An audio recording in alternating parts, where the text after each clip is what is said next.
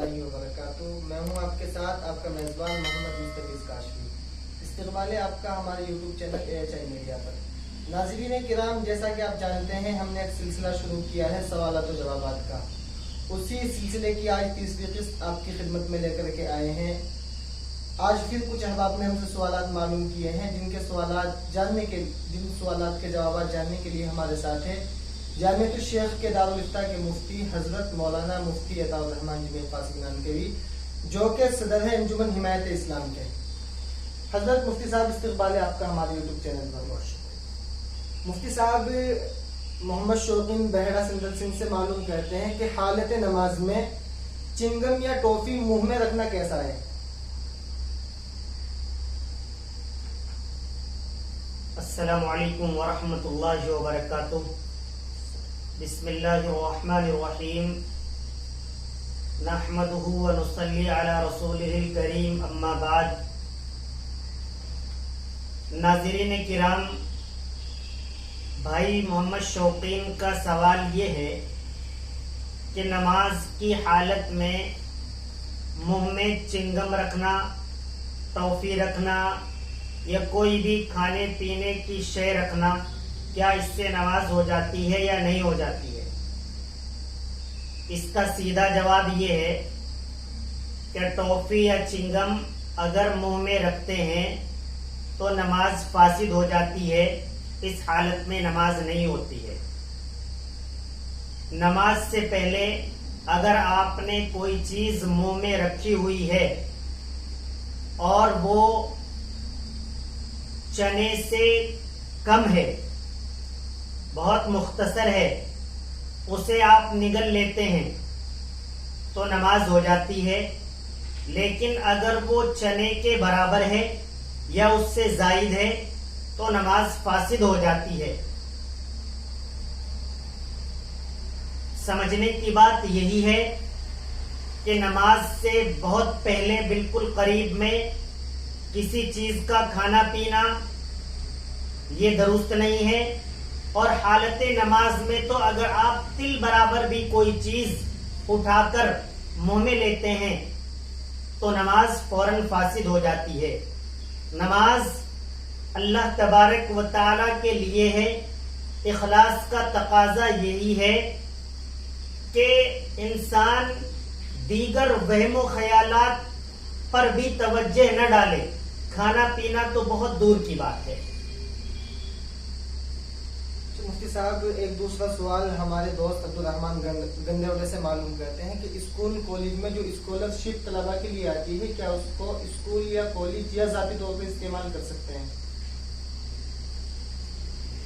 School colleges کے اندر جو scholarship یعنی وظیفہ آتا ہے، اس کے مالک طلباء ہوتے ہیں، اسٹوڈنٹ ہوتے ہیں۔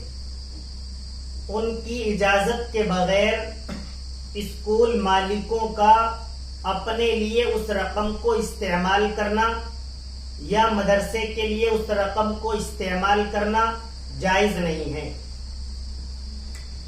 جی شکریہ مفتی صاحب۔ ایک بھائی معلوم کرتے ہیں ایک بکری کا بچہ ہے جو 1 سال کا نہیں ہوا مگر دیکھنے میں لگتا ہے کہ 1 سال سے زائد ہے، تو کیا ایسے بکری کی قربانی جائز ہے؟ جس بکرے کی عمر 1 سال نہیں ہے، جس کے بارے میں ہمیں علم ہے کہ اس کی عمر 9، 10 یا 11 مہینے ہے، لیکن وہ ہمیں دیکھنے میں فربا نظر آ رہا ہے، تو بھی اس کی قربانی جائز نہیں ہے، وہ قربانی میں نہیں ہو پائے گا۔ بکرے کی عمر پوری ہونا لازمی ہے، اور اس پر بھی توجہ رکھیں۔ اس میں دانت بھی کچھ لوگ دیکھ کر بتا دیتے ہیں کہ یہ 1 سال کا ہو گیا ہے یا نہیں، تو یہ تو کوئی لازمی نہیں ہے جسے ہم نے پالا ہے یا کوئی آدمی معتبر بتا رہا ہے کہ اس کی عمر پوری ہو گئی ہے اور اس کے دانت مکمل طور پر ہمیں نظر نہیں آ رہے ہیں، تو بھی اس کی قربانی ہو جائے گی۔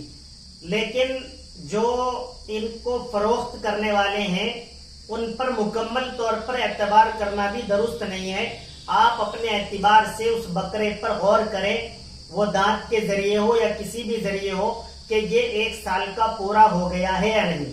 اس کے علاوہ بھیڑ یا دمبا وغیرہ اس طرح کے جو جانور ہیں، اگر یہ دیکھنے میں فربا نظر آ رہے ہیں تو ان کی قربانی جائز ہے اور ہو سکتی ہے۔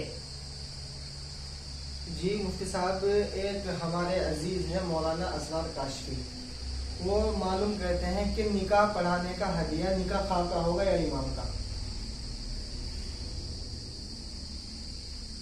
ہمارے اسرار بھائی کا سوال یہ ہے کہ جب کوئی نکاح پڑھایا جا رہا ہے تو جو نکاح پڑھانے والا ہے اس کو جو ہدیہ دیا جاتا ہے وہ نکاح پڑھانے والے کا ہوگا یا کہ مسجد کے امام کا ہوگا؟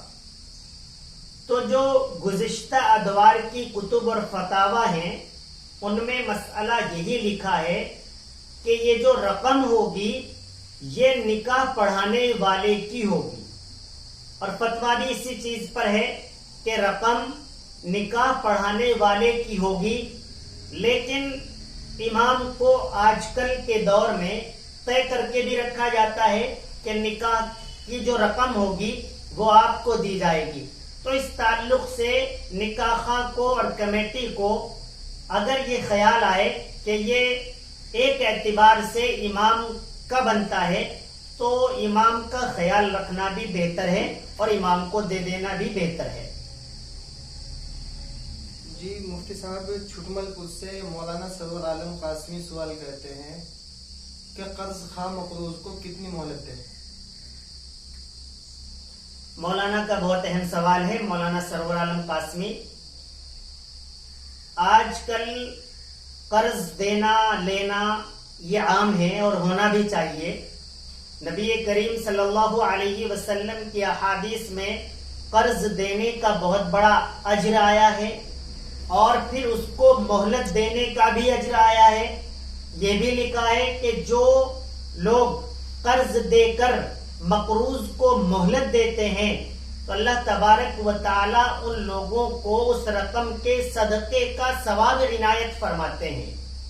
لیکن حالات حاضرہ میں جو ہم دیکھتے ہیں کہ قرض خواہ قرض دینے کے بعد ایسا ہو جاتا ہے کہ وہ مقروض بن گیا ہو، بار بار مقروض کے گھر جانا، اس سے عاجزی کے ساتھ درخواست کرنا، اس سے بہت عاجزی کے ساتھ مانگنا، اور کئی صورتوں میں یہ بھی دیکھا گیا ہے کہ مقروض قرض خواہ کو ڈانٹتا نظر آیا ہے کہ میرے پاس پیسے نہیں ہیں، جب ہوں گے تو دوں گا، اور زیادہ پریشان کرنے کی ضرورت نہیں ہے، نہ ہمارے گھر آنے کی ضرورت ہے۔ تو میں تمام مقروضین سے ادب کے ساتھ گزارش کروں گا AHI میڈیا چینل کے مادھیم سے، اس کے ذریعے سے، کہ جو آپ قرض لیتے ہیں اسے ادب کے ساتھ واپس کیجئے، اور قرض خواہ اگر مانگنے آتا ہے تو احترام سے پیش آئیے۔ بس مسئلہ یہی ہے کہ مہلت دینا اجر و ثواب تو ہے، لیکن وعدہ پورا ہونے کے بعد دباؤ بنانا بھی جائز ہے۔ جی مفتی صاحب، ایک بھائی سوال کرتے ہیں ملت کے لیے یا مدرسہ مسجد کے لیے کیا ہوا چندہ اپنے ذاتی کام میں استعمال کر سکتے ہیں یا نہیں؟ ملت کے لیے، مسجد کے لیے، مدرسے کے لیے، کسی بھی ضرورت کے لیے کی ہوئی وصولیابی یا چندہ اپنے ذاتی کام میں استعمال کرنا قطعاً جائز نہیں ہے، حرام ہے۔ جی مفتی صاحب، ایک بلال احمد ہے فیس بک پر، انہوں نے سوال کیا ہے ہمارے کمنٹ باکس میں، وہ معلوم کہتے ہیں اگر عورت عدت میں ہو اور بیمار ہو جانے کے بعد حالت حجاب میں ڈاکٹر کے یہاں جا سکتی ہے یا نہیں؟ حالت عدت میں پردہ بہت زیادہ لازمی ہے، لیکن اگر طبیعت زیادہ علیل ہے اور ڈاکٹر کو بلانے کی ضرورت ہے تو اولاً تو ڈاکٹر کو گھر بلانا چاہیے اور پردے میں ہی سوال و جواب ہونے چاہیے۔ لیکن اگر سخت طبیعت خراب ہے اور ڈاکٹر کے یہاں مریضہ کو لے جانے کی ضرورت ہے، جو عدت میں بیٹھی ہوئی خاتون ہے اسے ڈاکٹر کے یہاں لے جانا ضروری ہے، تو اس میں شریعت نے اجازت دی ہے، پردے کے ساتھ ڈاکٹر کے یہاں لانا لے جانا جائز ہے۔ جی شکریہ مفتی صاحب. یہ تھے ہمارے ساتھ جامعۃ الشیخ کے دارالفتہ کے مفتی حضرت مولانا مفتی عطا الرحمن جمیل قاسمی نانوتوی، جو کہ آپ کے سوالات کے جواب دے رہے تھے. ناظرین کرام، میں آپ کو ایک بات صاف کر دوں. شروع میں ہم نے جو مسئلہ دریافت کیا تھا مفتی صاحب سے، وہ عبد الرحمن کے نام سے دریافت کیا تھا، لیکن ابھی میں نے دیکھا ہے فیس بک اپنے کمنٹ باکس میں وہ عبد الرحمن نہیں بلکہ ایچ احمد ہریدواری کے نام سے کوئی صاحب ہے، انہوں نے معلوم کیا تھا. اس کے لیے گستاخی کی معافی چاہتے ہیں. ناظرین کرام، آپ سے آخر میں گزارش کرتے ہیں، اگر آپ نے ہمارا YouTube channel AHI media subscribe نہیں کیا تو پلیز براہ کرم ہمارے یوٹیوب چینل کو سبسکرائب کر لیجیے گا اور بیل آئیکن بھی دبا دیجیے گا. انشاءاللہ آپ کو ہر روز کی نئی ویڈیو آپ تک پہنچ جائے کرے.